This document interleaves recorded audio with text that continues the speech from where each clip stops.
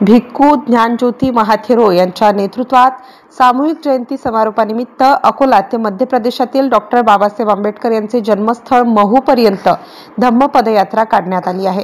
दरम्यान 6 एप्रिल रोजी जळगाव जामोद शहरात त्यांच्या आगमनाप्रित्यर्थ भीमनगर वासियांनी भिक्खू संघाचे मोठ्या उत्साहात स्वागत केले। तर डॉक्टर बाबासाहेब आंबेडकर यांचे पदस्पर्शाने पावन झालेल्या भीमनगर येथील बुद्ध विहारात भगवान बुद्ध व डॉक्टर बाबासाहेब आंबेडकर यांचे दीप धूप पूजन करून भोजन घेतले। त्यानंतर भिक्खू संघाच्या वतीने बुद्धांच्या धम्माचा प्रसार व प्रचार याबाबत उपस्थितांना मोलाचे मार्गदर्शन केले।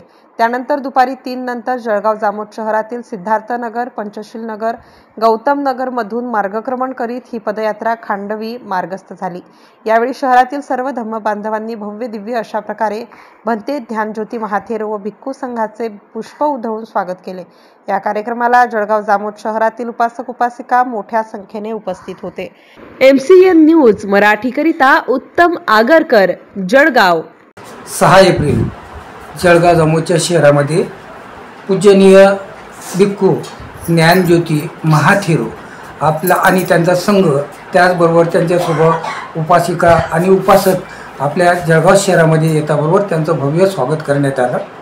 आणि ज्ञानज्योती भंतीजी आणि त्यांचा भिक्खू संघ पहिल्या प्रथम ज्या ठिकाणी डॉक्टर बाबासाहेब आंबेडकर यांचे पदस्पर्शाने पावन झालेली पवित्र भूमी, पावनभूमी भीमनगर येथे आले। त्यांनी बुद्धविहारात जाऊन बुद्धांची पूजा केली आणि परमपूजनीय बोधिसत्व डॉक्टर बाबासाहेब आंबेडकर यांना पुष्प अर्पण करून आपल्या त्यांचा 12 ते 12:30 वाजता 12ला त्यांचं भोजनदान झालं। भोजनदान झाल्यानंतर त्यांनी आपल्या बौद्ध उपासक उपासिकांना धम्मप्रचारानिमित्त प्रबोधन केलं आणि प्रबोधन करून 3 ते 3:30 वाजता आपल्या जळगावमधून ते खांडवीला जाण्यासाठी प्रस्थान करण्यात आलं।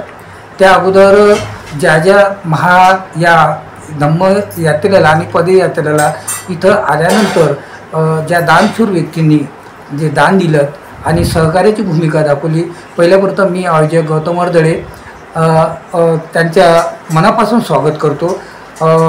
त्या अगोदर विशेषतः डॉक्टर वाकोड सर यांनी ज्या धम्म रॅलीमध्ये, ज्या पदयात्रेमध्ये बौद्ध उपासक उपासिका आणि भिक्खू लोकांना त्यांच्या सेवेसाठी, जे आरोग्याच्या सेवेसाठी मेडिसिन उपलब्ध करून दिलं, त्याबद्दल पहिल्याप्रथम मी त्यांचं मनापासून स्वागत करतो आणि आभार मानतो। एवढे बोलून मी 2 शब्द समाप्त करतो। जय भीम, जय बुद्ध, जय भारत।